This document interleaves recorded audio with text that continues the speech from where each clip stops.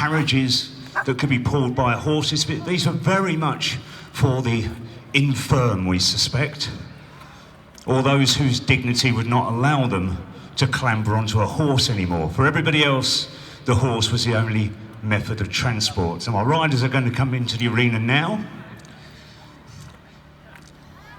Now, horses are, of course, flight animals.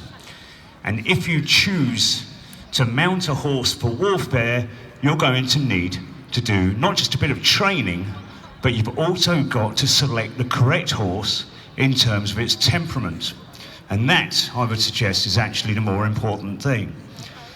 Now, there is a long-held prejudice against the idea of the Saxons riding horses. There is a mythology about the Battle of Hastings of Harold and his troops trudging down from Stamford Bridge in Yorkshire to Hastings. Well, the evidence suggests that they probably were all mounted. Now, all of the worthy warriors, the thanes, the fighting men, if you like, the prototype of the knights, were required by the laws of Alfred the Great to have at least one horse, one for riding, one to carry your equipment and to act as a spare horse.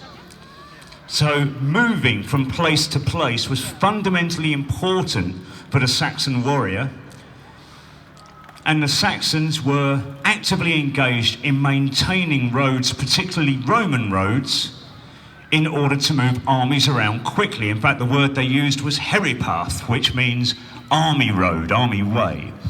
And one of the most famous, not so far from here, would be the Ermine Street, a road built by the Romans to go from London up to Lincoln and then up to York. But Ermine Street is not a Roman name. Ermine Street is a Saxon word, so the Saxons were using the Ermine Street just as much as the Romans. Now our first riders are settling their horses in the arena. And of course, when we use horses for these kind of displays, they've got a lot to deal with. They've got a crowd around them, a new arena, and of course, different targets to hit. So let's just introduce our riders.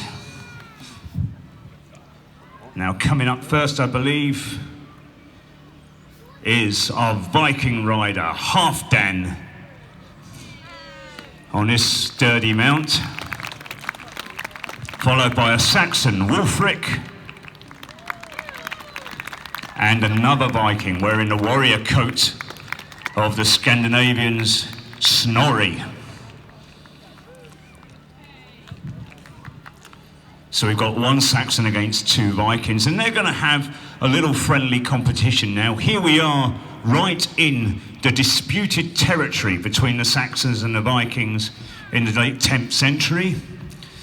The Saxons have recently defeated the Vikings at the Battle of Brunanburh, and the sons of Wessex are clawing back bits of the country from the Vikings who had conquered previously. However, at this time, the Vikings under Anlaf Cuaran, Viking King of Dublin, are making something of a comeback. But while these warriors fought together, they often, because particularly the Vikings were often mercenaries, often fought on the same side. So our warriors now are going to, in a slightly pointed fashion, test their skills against a variety of targets. Now, the principle of this horsemanship is that first you want to begin by throwing at a target, so you want to close the distance, and straight away Halfdan shows his skill, plunging the javelin into that target. Of course, this is something that could be learned in the hunt, riding through the forest, chasing after wild pig and deer. So now Wulfric is preparing for his run. And I would suggest Wulfric ran a little short there. I'd get into the bottom corner if I were you. Now Snorri, on a slightly spirited mount. 2 points to the Viking so far. Good throw. but missing the target. Now, this is very key. If this all seems easy, think about it. You've got to ride the horse with only one hand because your right hand must be free for the weapon.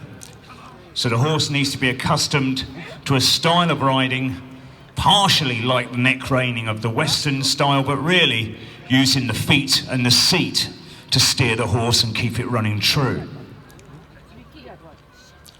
Now we know that the Vikings habitually, when they landed, one of the first things they would do is seize all of the horses nearby and rampage across the countryside on horseback. So we know.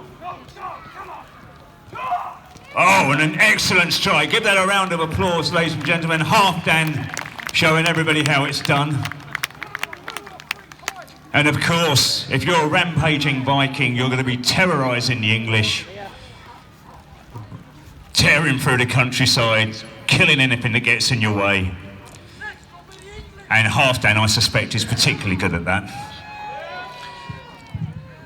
Now, Wulfric having to, no pressure, Wulfric, holding up the end for the English. Better run, better cast, but no.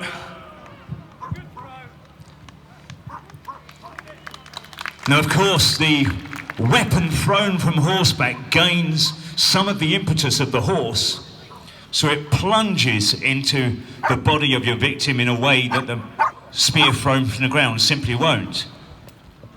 Oh, a lovely throw again. Not quite finding the target. Well done, Snorri. He missed. Yeah, he missed. Come on, Vikings are doing well enough already, thanks to Halfdan. So, the principle we're doing here is throw, then spear. So, closing down the distance to your enemy. So, you will first throw weapons at him. And we know from one account of a Viking duel, a holmganger, that two warriors rode on horses first, throwing spears at each other, before dismounting and fighting on foot. I'll get my own spear, shall I? So we'll now arm ourselves with the fighting spear rather than the throwing dart. Now the word dart is a Saxon word. It derives from the Saxon word darot, which means a throwing spear. Thank you. Whereas spear tends to imply a weapon that you will retain in your hand and fight with. It's what the Normans would later call a lance. And people ask me what's the difference, and I say it's quite simple. Spear is a Saxon word, and lance is a Latin word, lance, means a long pointy stick.